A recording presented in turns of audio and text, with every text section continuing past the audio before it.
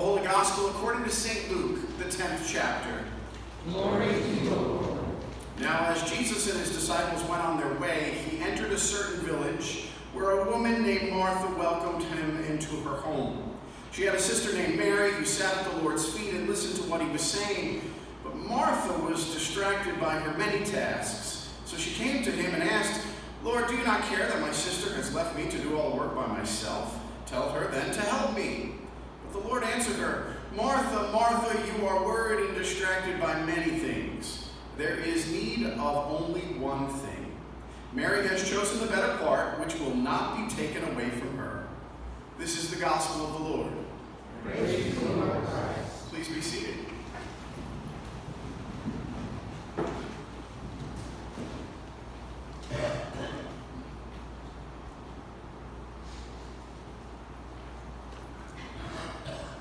I've been driving 33 years now, and I swear that the driving is getting worse and worse and worse.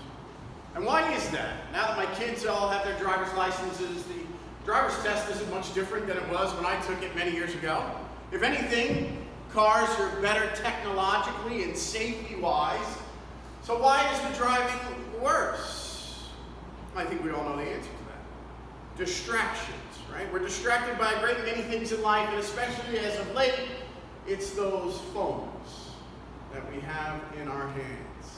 How many times have I come upon somebody either going very slow along the road or weaving back and forth or not going when the light turns green, only to find when I get close to them and come upon them, they're looking down and scrolling and texting.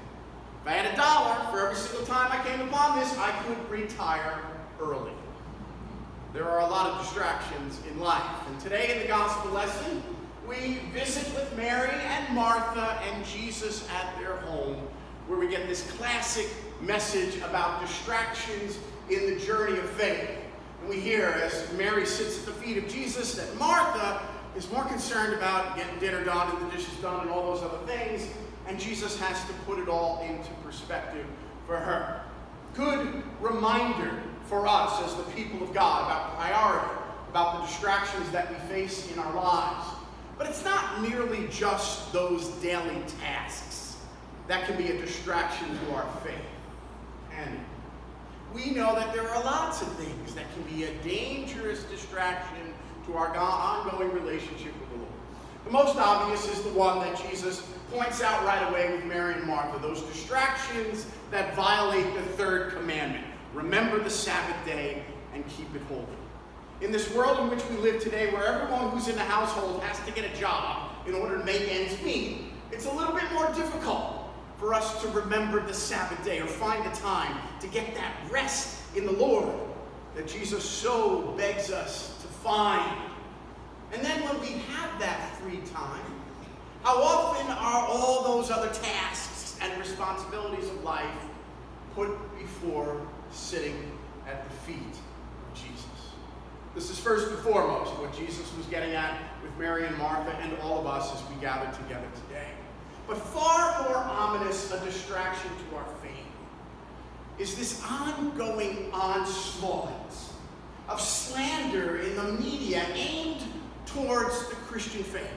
Frankly, I am getting tired of these hit-and-run little comments and accusations towards Christianity that we don't get a chance to respond to on a daily basis. What am I talking about? Well, these things you see on social media, where it's thrown out there in the popular media that, Christianity is the cause of far more wars and far more death than anything else in history. Or the accusation that if you support a certain political personality, you can't possibly be a Christian. Rarely if ever, are these rooted and grounded in fact and reality. And as a matter of fact, something that's not reported any days when it comes to the media and the Christian faith is that Christianity is the most persecuted faith in the world today and pretty much throughout history. But this slow drip of slander and persecution from the media becomes a distraction from some for sitting at the feet of Jesus and listening to the word of the Lord. And what complicates that and compounds all that is the struggle of sinners themselves. We sometimes approach church with the idea that it's a perfect place filled with perfect people. When exactly the opposite is the case. The church is a place filled with sinners who are in need of forgiveness. And sometimes those sinners hurt one another. And sometimes, because we hurt one another, the church ceases to be a safe place. And for some, that can become a distraction to sitting at the feet of Jesus and listening to him. Life has become very complex, hasn't it? The older we get, long for life to become simple again. We are worldly people who are multitasking, instant notification people, constantly being distracted by one thing or another. And if you don't believe this, just take inventory of your life. How many times during the day do you pick up your phone in the midst of doing something else to check something or to read a text or whatever it may be? Or how many times are you doing something while something else is going on? You're watching TV, but you're sitting there doing your bills or writing something out. Or just walk around your house later on today and take a look at everything that's there and ask yourself, what do I really need? And what's kind of extra? What's maybe not as important? One thing Jesus says to Mary and Martha, one thing is needed: to sit at the feet of Jesus. Jesus is crying out to us to simplify our lives again, to sit there and listen to Jesus. I saw a quote the other day that I think summed up where we are today. In 1999, the internet was a distraction from real life. Today, life, or the world, is a distraction or escape from the internet. That's how much things have changed. So Jesus cries out to us, take the time to sit at his feet and listen. Now, of course, a lot of those things, those daily tasks, those daily distractions are important. Jesus isn't saying don't get them done, but what he's saying is that when we take the time first to remember the Sabbath day and keep it holy, to sit at his feet and listen to his word, everything is put into perspective and it takes off some of the stress of all the pressure of us trying to get those things done. And no, we can't stop that onslaught of persecution and slander during Christianity, towards Christianity.